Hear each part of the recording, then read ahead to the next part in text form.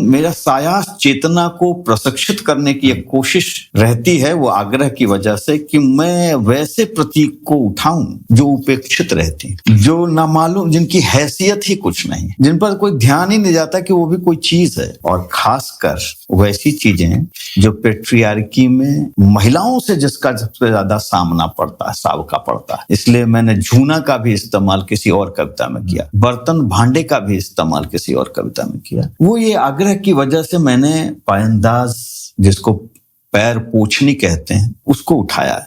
तो एक तो ये आग्रह है कि नामालूम सी चीजों पर जाऊं, जिनको बेकार की चीजें मानी जाती हैं, या ये सौंदर्य में जिनको एक खास तरह के सौंदर्य के खास तरह के मानक में उनसे मुंह मोड़ लिया जाता है, मुंह बिचका लिया जाता है। अरे पायदान भी कोई ये क्या लाए हो कविता में, मतलब कविता का सौंदर्य खराब, पायंदाज भी अब होगा, पैर पोंछनी भी अब कविता का विषय होगा, कहाँ ले आए तुम कविता के सौंदर्य शास्त्र को।